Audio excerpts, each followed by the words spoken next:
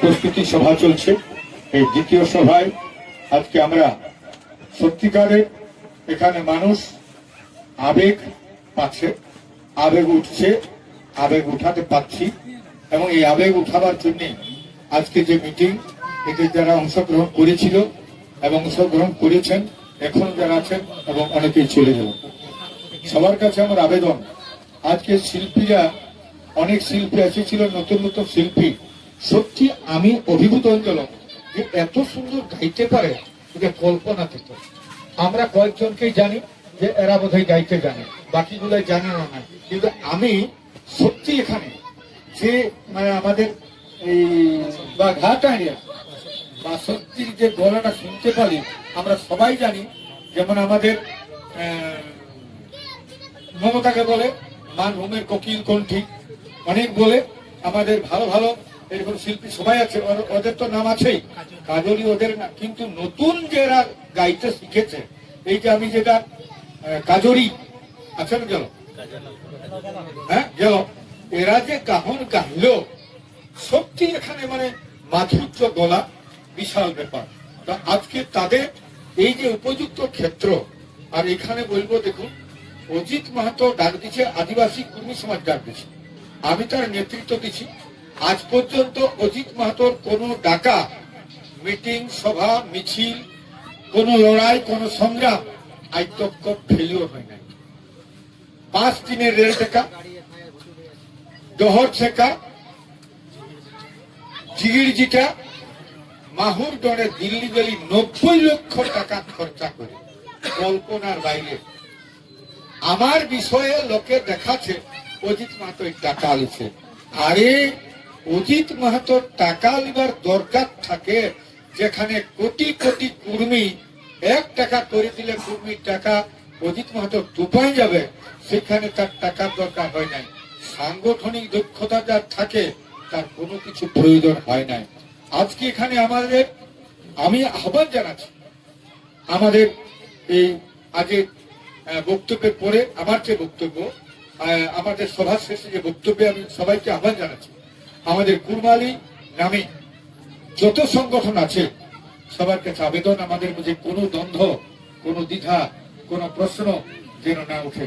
একটাই হবে, আমরা আগামী দিনে আমাদের নির্ভেজাল সাংস্কৃতিক ঐক্য, এই যে কালচারাল ইউনিটি দরকার আছে, এটা আমাদের কালচারাল ইউনিটি একটা বিজ্ঞানের বড় প্রশ্ন এবং একটা জাতির উত্থানের বড় প্রশ্ন, একটা জাতিসত্তার লড়াইয়ের বড় প্রশ্ন হচ্ছে কালচারাল ইউনিটি, জিওগ্রাফিক্যাল ইউনিটি।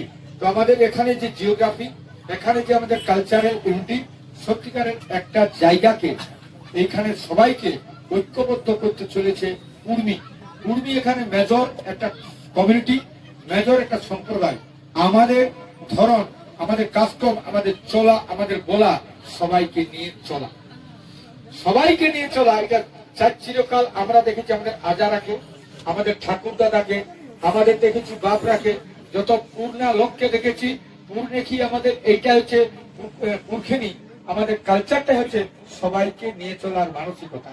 তাই কুর্মীরা কখনো একা চলতে জানে নাই, যারা বলে তারা ভুল করে, আর বুঝা দরকার।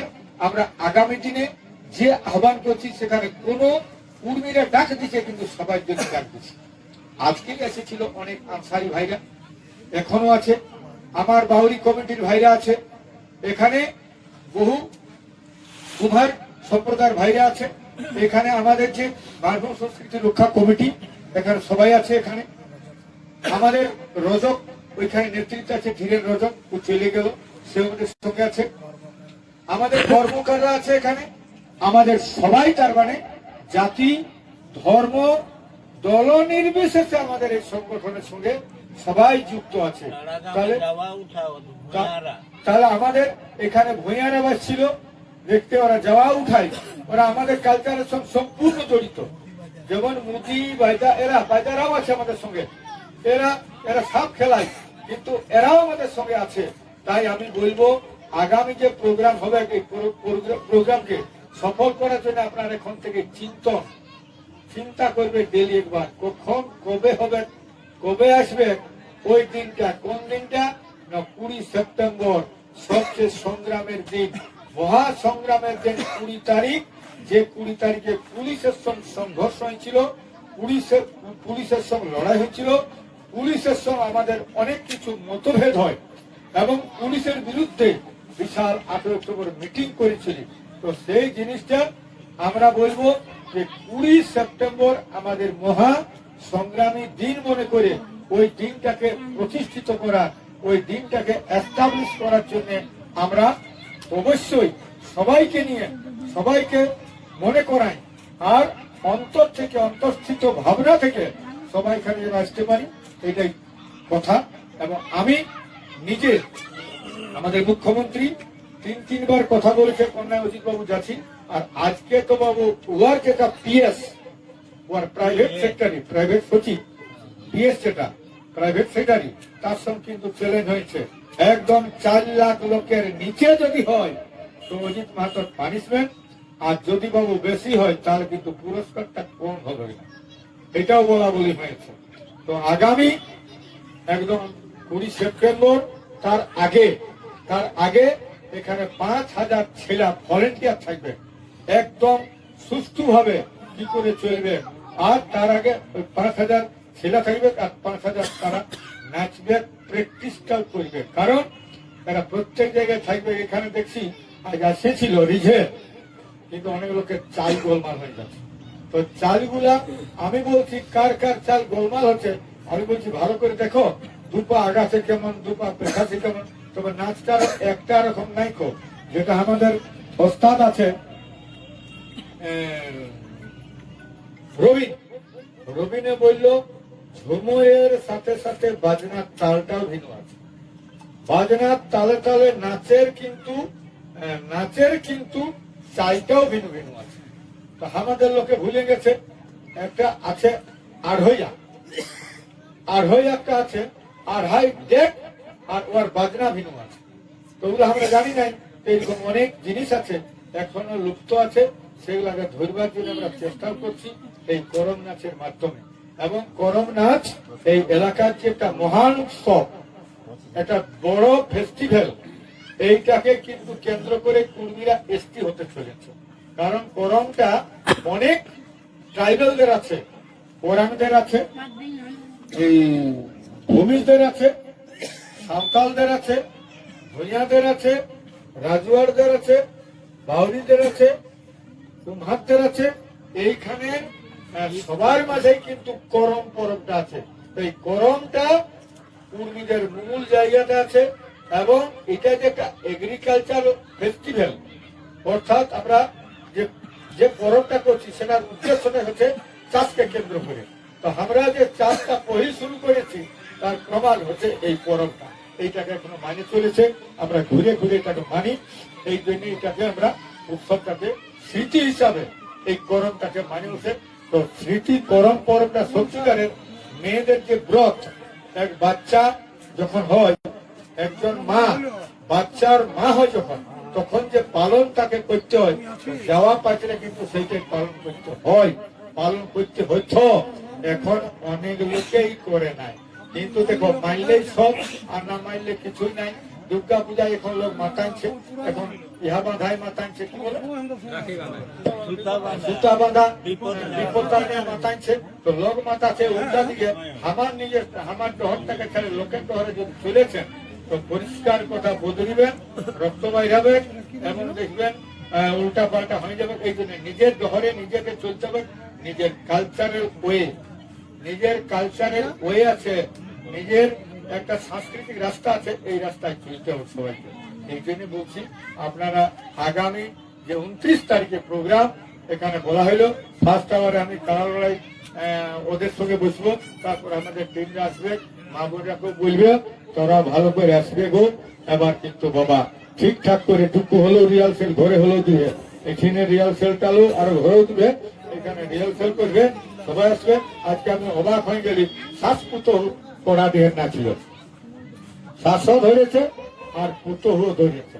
তো এইরকম ভাবে শ্বাসপুতও নাচবে, শ্বশুরও নাচবে, আর জামায়ন কি বলে বেটাও নাচবে। এইটাই তো কালচার, এইটা হচ্ছে সংস্কৃতি। এইটা ঘুরে আরো ভিত দিয়ে তৈরি হচ্ছে আজকে আমাদের আদিবাসী সমাজের নেতৃত্বে, অজিত মাহাতোর নেতৃত্বে এই যে শুরু হয়েছে। এটা সবাই আপনারা তৈরি থাকুন। আগামী দিনে সমস্ত পণ্ডিত, সমস্ত শিক্ষিত যারা প্রফেসরি করছেন, যারা প্রিন্সিপাল করছেন, যারা ডাক্তার আছেন, আপনারা কিন্তু আপনাদের কলমের মাঝে, আপনাদের ভাবনার মাঝে আপনারা একটু করে সময় দেন যে আমার জাতিসত্তা কোথায় চলতে চলেছে, কোথায় আছে, এই জাতিসত্তাকে বাঁচাবো কি করে। এই জন্য সবাই আপনারা নিজের নিজের ভাবনা থেকে, নিজের নিজের ছাত্ররা, শিক্ষকরা, শিক্ষাকর্মীরা বিভিন্ন ভাবে আপনারা এখানে কাজ কর্মস্থল থেকে আপনারা তৈরি হন যে আমরা আমাদের জাতিসত্তাকে বাঁচাবার জন্য আমার আঙ্গিনায়, আমার পরিসরে আমার যতটা করা সেটা আমরা যেন সবাই করতে পারি। এইটা বলেই আমার বক্তব্য শেষ করছি। আর বলছি 6টা গীত, যেটা পুরানো গীত, যেটা সবাই জানে উড়িষ্যার লোকে, জানে আমার আসামের লোকে, জানে আমার ঝাড়খণ্ডের লোকে গায়ে গায়ে, আর আমাদের এখানে আলিপুরদুয়ার থেকে শুরু করে, বালুরঘাট থেকে শুরু করে, জলপাইগুড়ি থেকে শুরু করে, আর আমাদের এখানে ঘরে ঘরে সবাই জানে।